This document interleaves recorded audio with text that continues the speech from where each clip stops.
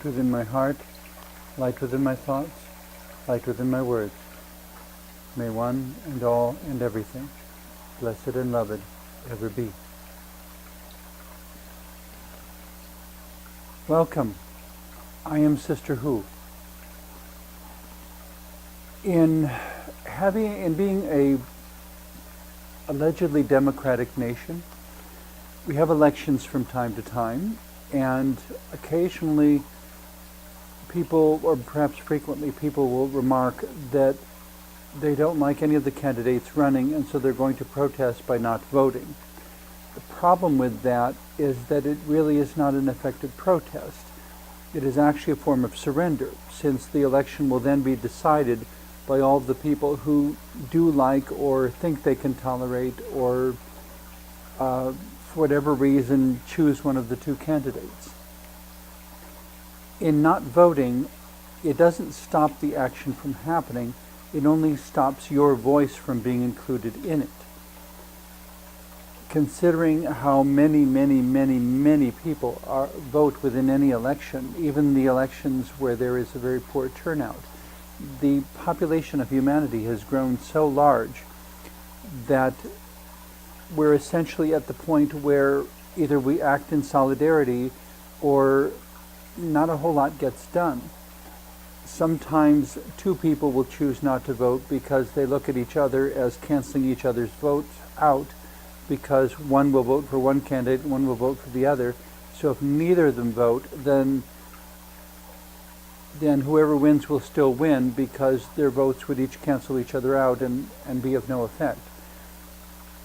The difference that it still makes, though, is that by choosing not to vote, they are refusing to participate in the process. The decision that is made will have nothing to do with them. It will not be their decision one way or the other. They will not have even taken a stand for the candidate or political action or whatever it is that they believe in. When we don't stand for who and what we are, it's as if we're not there, and we have to resign ourselves to living within whatever world everyone else decides. I'm not fond of all of his ideas because there were some definite major shortcomings, but since Plato is one of the philosophers often quoted at the basis of Western thought, one of the quotes that makes a lot of sense to me is when he remarks that the price of apathy is to be ruled by evil men. That if we do not speak up and stand up and cast our votes and be part of the process, there is a really strong chance that those who do get elected will be people of poorer character, people who may have their own hidden agendas, people who may be bribed in a myriad of different ways by corporate or monetary interests that really don't care about the welfare of the citizenry at all. The thing so many people have forgotten is that governments and societies and money and all these things were created to serve people. Because the human population grew, we needed to have some common exchange, some way of trading goods and services, some way of compensating each other. We needed to have some way of organizing our interactions and of writing down our societal agreements so that everyone could remember the same thing 2 months from now, to say that this is what we agreed on. No, this is not what we agreed on. This is, well, if we write it down and we date it and sign it, then there is more verification that no, this really is what we agreed on. But the genius of law within a democratic country that was pointed out within the movie, I believe it was called With Honors. It was about a homeless man who manages to, through a complex set of circumstances, manages to wind up being supported, patronized, befriended, I guess, by a number of students at an Ivy League university who are studying to become attorneys and lawyers. And so one student takes him along to class one day, and the professor asks the class, what is the genius of the United States Constitution?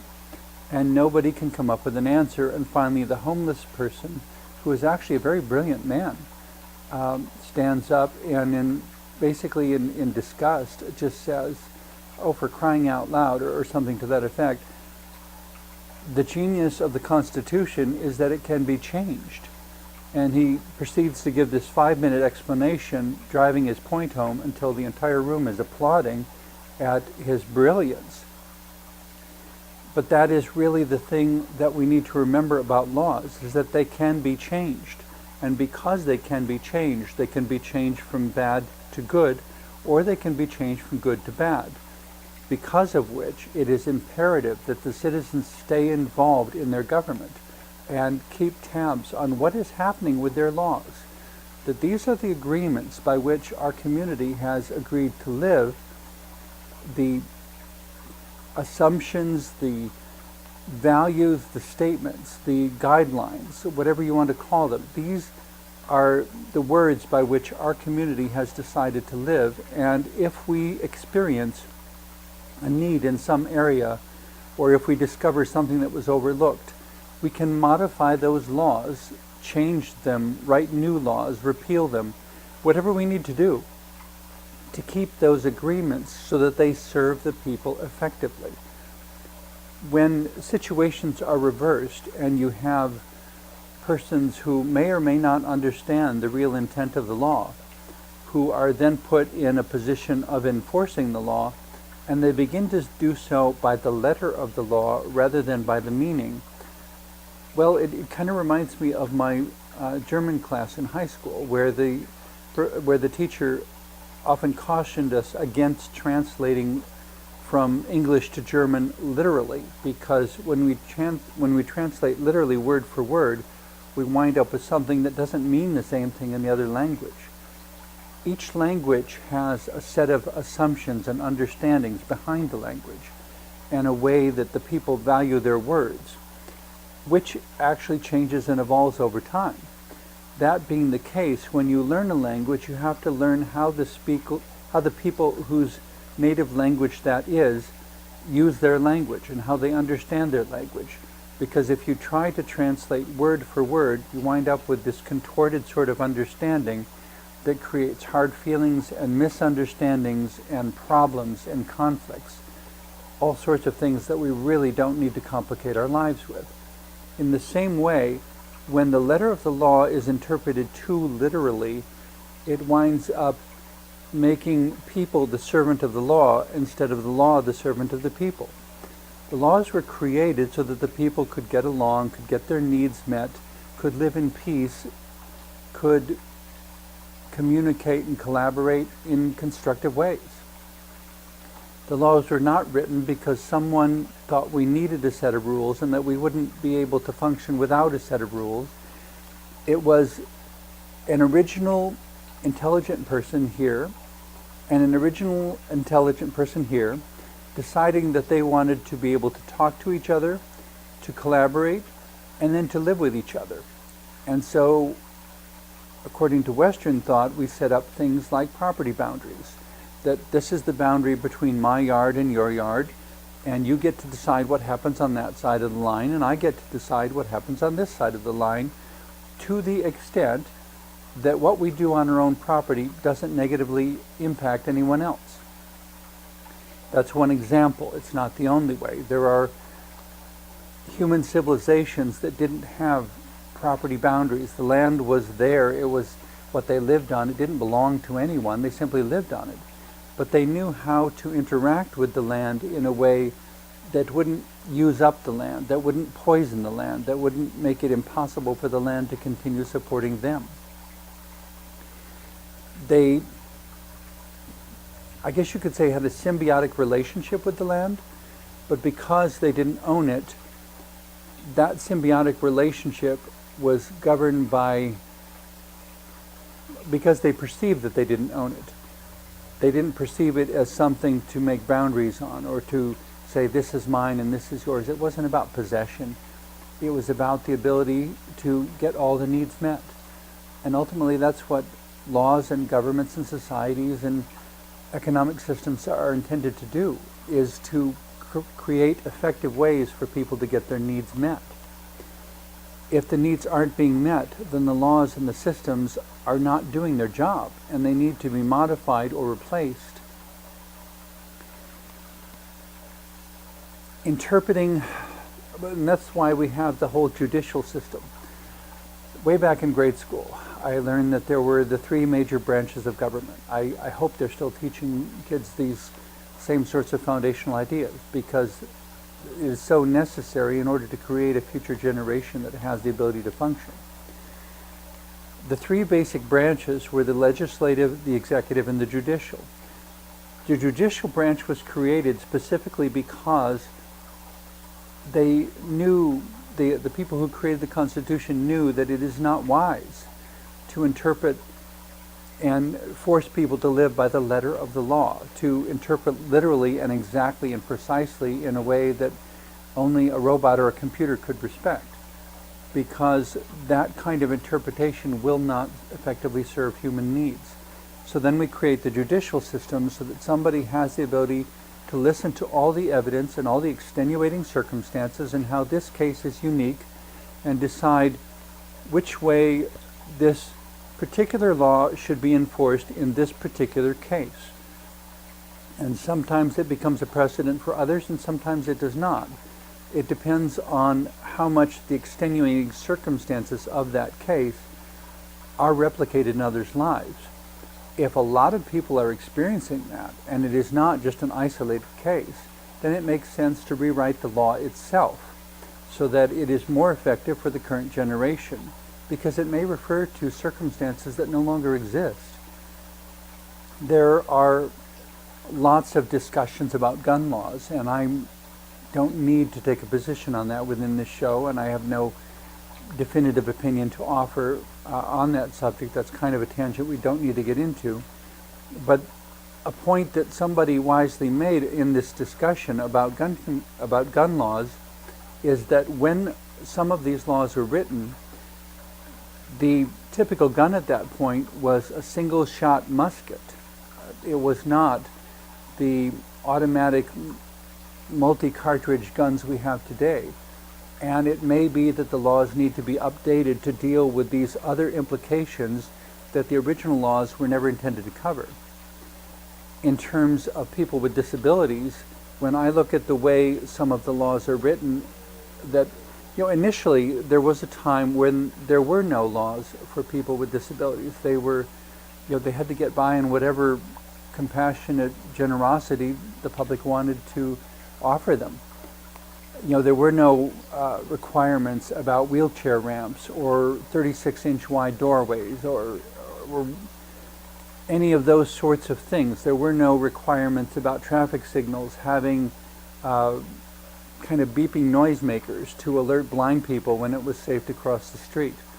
Though a friend of mine who has been blind all her life insists that her sense of when it is safe is actually much better than the traffic lights, because she will stand at a traffic light sometimes for 3 or 4 cycles so that she can hear what the pattern and rhythm and spacing of the traffic is, and she knows when the biggest lull in sound is, so that is when the intersection is most empty of traffic. So that actually she is safer crossing the street by her own judgment than letting the machine tell her when it thinks it's safe, because there may be someone who's about to run a red light, and she would know that more than the computer in the traffic light would know that, because she can listen and interpret sound that way. In dealing with our laws, though, the genius of our legal system is that it can be changed, but because the laws need to serve the citizens need to be willing to speak up and say what they need and how this law is or is not working for them, and whether this is a good law or whether they want something different and this one needs to be set aside or sent back to be reworked or something. That this is not a good law, that there are good laws and bad laws, and there are laws in between that we're not sure how good or how bad they are, so we vote on them and see what the consensus of the community is. about whether this is an agreement to which we should commit ourselves.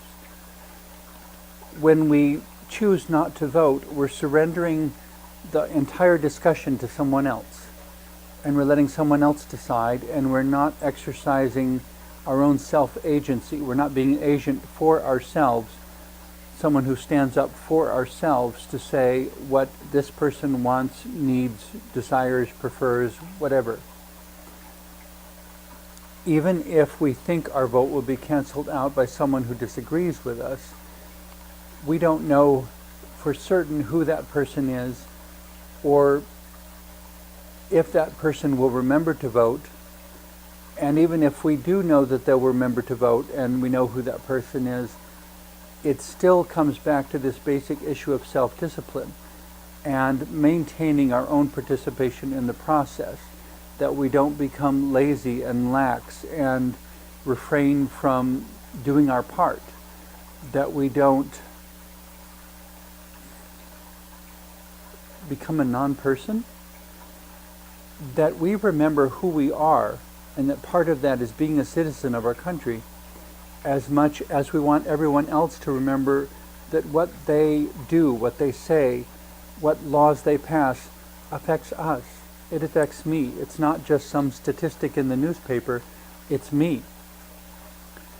There were various gay rights laws that in the past were, some conservatives didn't want them to pass because they were very homophobic and didn't want gay people to exist, but of course we do, gays and lesbians.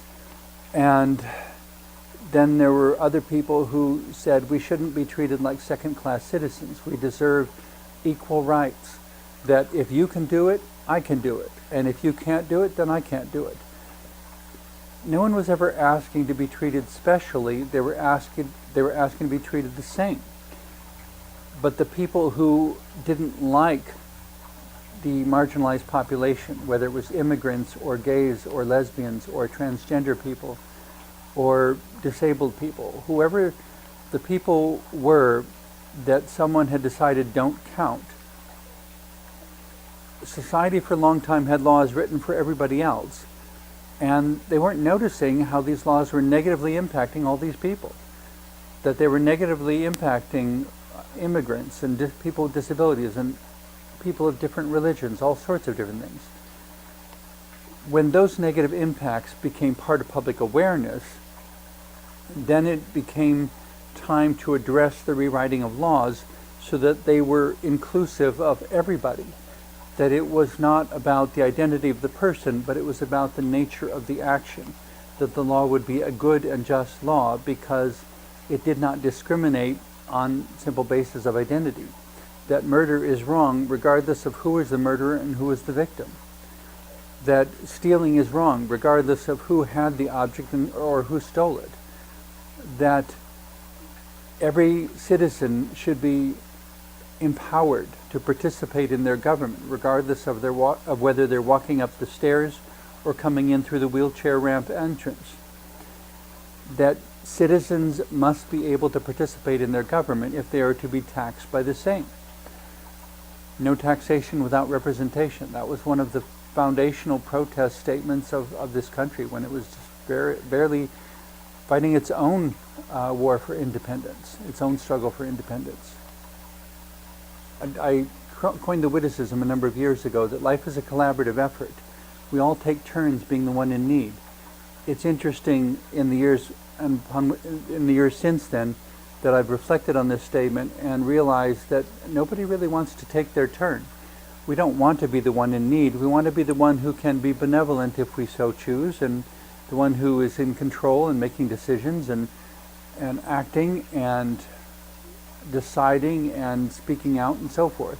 We don't want to be the one who is silenced, who is marginalized, who is ignored, who is pushed aside, whose concerns and needs are devalued and ignored by others.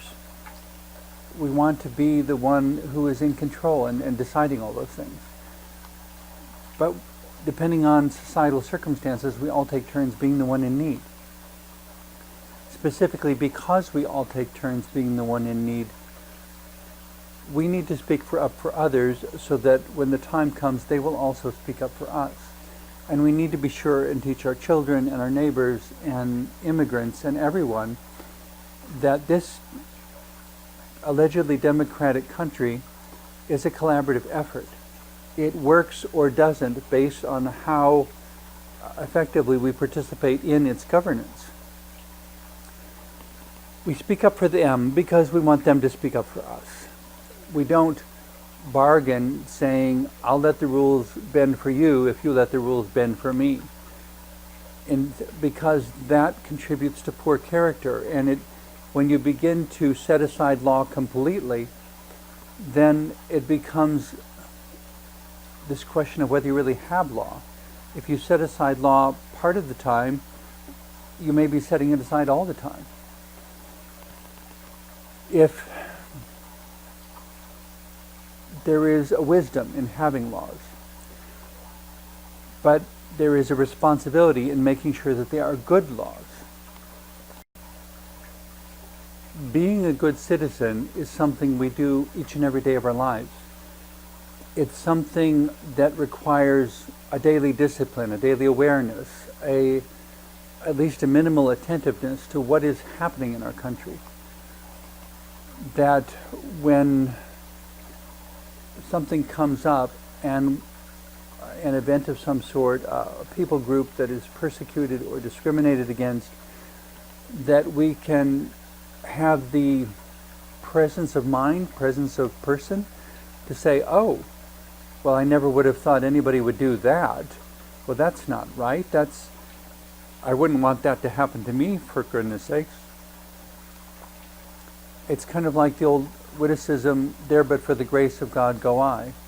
It was actually from the 19th century, and it's got an interesting context, but off the top of my head, I'm not remembering the full story, but it was something to the effect of someone who was witnessing or was witnessing some situation and recognizing that the luck of the draw, chance, some people call it the accident of birth, that those who are born into wealthy families or those who are born into poor families, those who are born into one race or born into another. As far as we know, with perhaps the exception of my New Age friends, nobody really has any choice in how or into what context they are born. I don't know if I completely believe that we do or that we don't. I think it's one of those things that falls into the category of things that can be neither proven nor disproven. Not from where we stand now anyway. Perhaps there is a perspective that understands how much choice we have before we're born, but I don't happen to remember it now, so I'm not going to be terribly concerned with it. The point, though, is that there's this accident of birth. We're born into a wealthy family or a poor family or some particular race, some particular religion, some particular country. Because as far as we know, those things are pure accidents and just by sheer luck, it makes sense to ask, what if I had been born there? Or what if instead of being born a man, I'd been born a woman? What is the minimum I would want in that situation? Because that is what defines what is good and right and just for me to extend to somebody else who was born into that situation. By being a citizen, by participating in this awareness, this conscientiousness about civil rights and about writing good laws and inclusive laws and really living like we believe that everyone matters, we show up to vote because we don't know. It just might make a difference. If it doesn't make a difference in the election, it might make a difference in us because it will shift the attitude with which we address the family of humanity and our participation in community as a whole. As Sister Who, I believe I'm potentially a beautiful and valuable person with a lot of empowering insights and perspectives to contribute to whatever community is around me. To the extent that that community is willing to utilize me, provide food, clothing, and shelter for me, whatever my needs are, I can continue to make that contribution for as long as I'm alive. To the extent that community thinks it doesn't need to know itself, it doesn't need to know its sense of spirituality, it doesn't need humility to relate to that which is greater than itself, it doesn't need a sense of responsibility to take care of that which is lesser than itself, it becomes difficult for sisterhood to be there and be utilized in any constructive way.